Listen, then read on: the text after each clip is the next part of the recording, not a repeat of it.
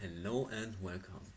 Today we're gonna check out the 3D coordinate system and how 3D coordinates work.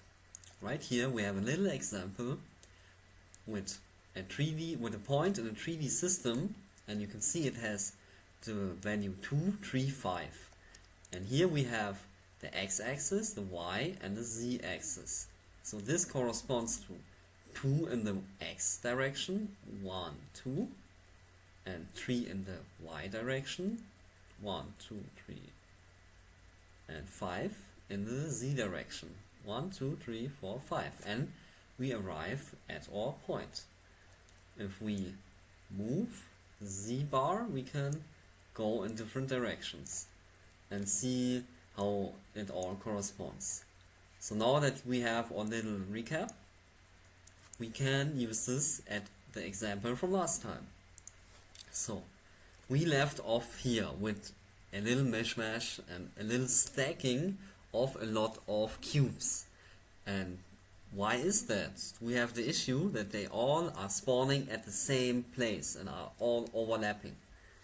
And to fix that, we need to check out their coordinates. So to start, we will first create a new file.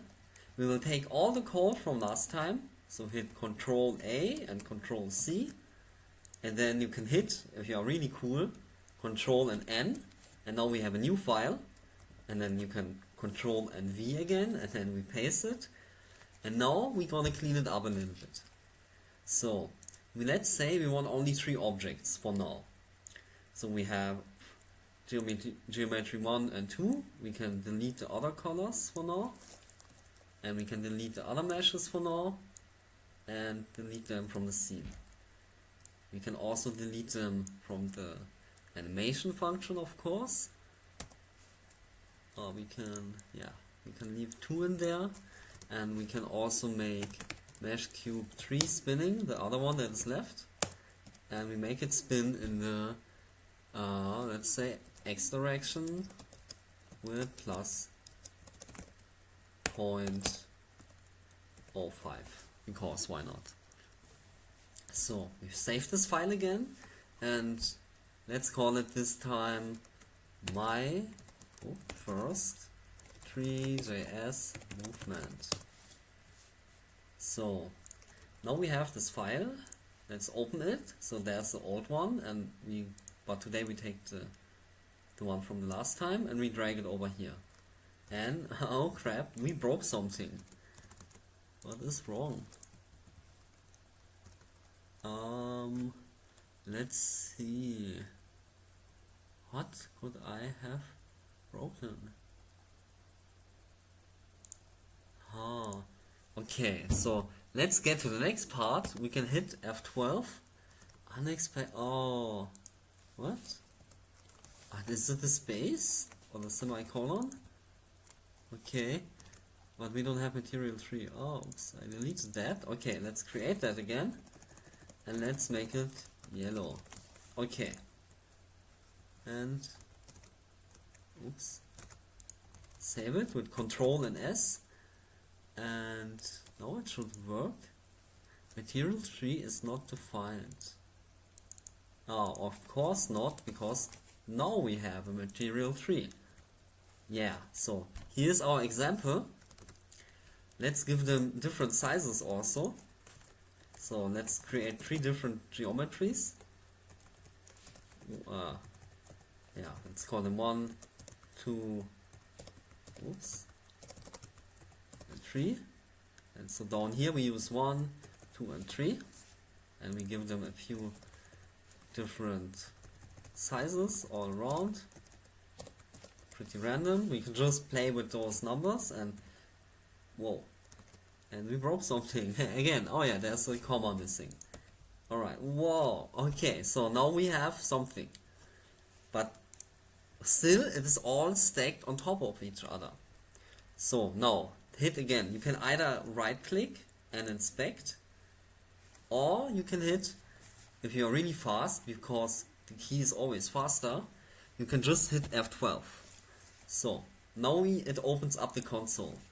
In there we have access to all the variables that are defined in our JavaScript code. So every variable that we have over here is in there, and we can access it by just typing the name. Let's see, how was our cube called? Mesh cube 1. So if we type mesh, oh, there it is already. We can type right arrow, and then if we wanna, what we wanna now do is position our cubes at different places. So that is why the mesh cube object, because since it is an object, and objects can have properties, you can hit the dot key, and then you see all the properties of the object. And then you can hit the P key, because we want the position property. We can hit POS, and then it pops up position, and we can hit the right arrow to autocomplete, and then X, or then dot, and then we can select. We want to do X, Y, Z, add, blah blah blah, and let's say we want to change the X direction or position, and to change it we use the equals operator, of course, and we change it to 17. So let's hit enter, and now we don't see our cube anymore. Oh crap. Let's do this again. I would, by the way, you can either click over here and you can reload your stuff, or you can hit the F5 key, which is also pretty handy. So you can also go to the console, and again, mesh cube dot position dot x equals, let's say 12 or 4, and now, oh, it moved.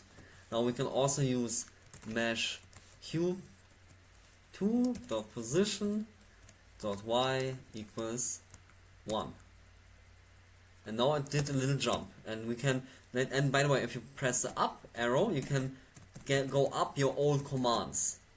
So in this case we can do 3, 4, whoops, and let's change the camera position. We can either change it here, we can make it 100 now, and refresh, and then wow, now we have a lot of space. But we could also do camera dot position over here, and dot x equals 10, and whoops, our camera just moved, not the objects. And if we do it 100, of course it goes very far to the right. So let's leave it at 0 and play around with the other stuff.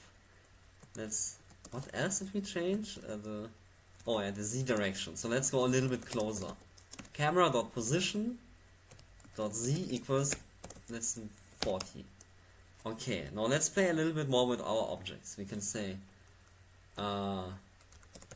mesh cube 3 dot or 2 dot position dot x equals 10, and whoops, we move 10 in the x direction. We can change the y, of course, 10 up or 10 to the back. So, oh, this looks weird, Joe. So the x in this case is like left and right. Let's look at this at the cube 1 and change the x value. So let's say, let's go to the left. That would be going negative. So we can say negative 10. Whoops. Mesh cube 1 is, oh yeah, okay then. What is it? Oh, okay. Yeah, that is, okay, we call it that way. Okay, so we go minus 10 to the left. Let's go again. We go back. And now we go to the left. It's minus 10 in the x direction. Now we can go up with the y. Or let's go down. So minus 10 down, and we go down. And if we want to go somewhere else, let's say z now, let's go to the front, to our direction. Or away. Let's do away. So it goes away, of course. And further away. And let's do 50 and further away. And if you imagine, this could be like a projectile. If we have a function that every second increases this by 1, it would look like a flying thing. So we could also change this to z. Let's do it again. Let's do it let's do 50. Oh shit. No, it's gone. Okay, let's do 0. And now we can do plus. Oh no, we can do plus equals mesh cube. We add the old position mesh cube dot position dot z plus 1. Bam.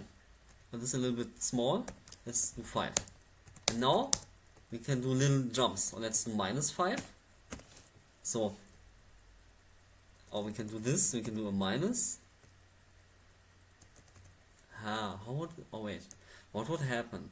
Mesh cube equals, oh yeah, we would do this, wait, this makes more sense. Mesh cube equals position -5. Bam. Or let's put it, oh, I don't even know what it is. We can get the position of a cube if we delete this, and then this is just a variable or an attribute, and if we hit enter, there it is. There's our vector with the x, y, z. So our cube is at position 10 and y -10 and z 38. So let's bring it back to the old position. Equals, I think maybe you can do this. No, this doesn't work. Okay, then we just do position dot x equals 0 and then dot z equals 0, and then we have it again. Okay, let's try the moving thing one more time. So mesh cube dot position plus or -5 or minus, let's do 2. So every time we update it, so minus, whoops, oh, oopsie daisy. Okay, let's reload it. I think we just broke it. So whenever you break something, you can just press F5 and now everything is nice again.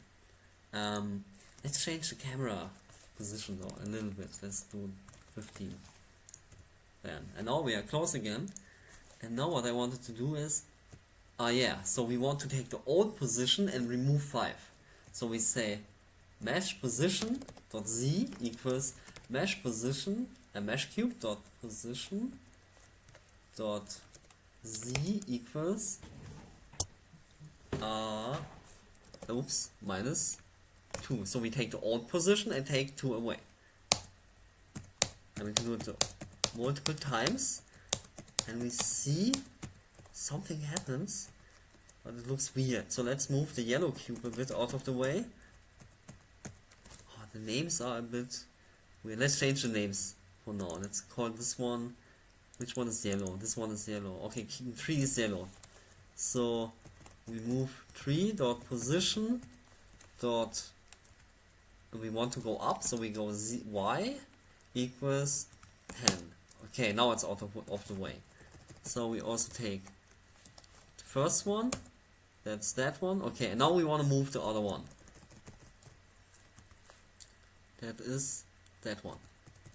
So we say mesh cube 2 dot position dot y -1. But we want to do z. So imagine now this would be like a bullet, like a projectile. We finally got there. Whoops. And now it goes farther away. This could also be like a fireball, you know? If you could imagine it like this. And if we make it a little bit like red, actually, like fireball. Oh no, but then we have to reload everything. So bam, now everything is back there. But one cool trick we could do, we can hit up, up, up, and there's our old stuff. And let's say we want to remember the stuff, so we can copy this. And at the end, after adding our cubes, we can just do this. And now, it already does it in the beginning. We can reload, and now it is up there already. We can also just define the positioning up here. So we can say mesh cube that is z10, and that one 2 is x10, and then reload, and wow, stuff is moving. So I hope you understand now a little bit how things move in 3D space and how you can make them move in Three.js. Just remember, everything has a x, y, and z position in the 3D world, and you can change it by taking the variable you got from the mesh. So you take the mesh variable and you take the position attribute, and then you change it. And so we say, and you also say if you want to change z or y or x to whatever value you want. So we could also do like, let's for fun, minus 100, and it's so far away. Let's do minus 200, even further, 500. It's almost gone back there. Let's do 1,000. Oops, 1,000. And now I don't even see it anymore. So I hope you enjoy it, and I will see you guys next time.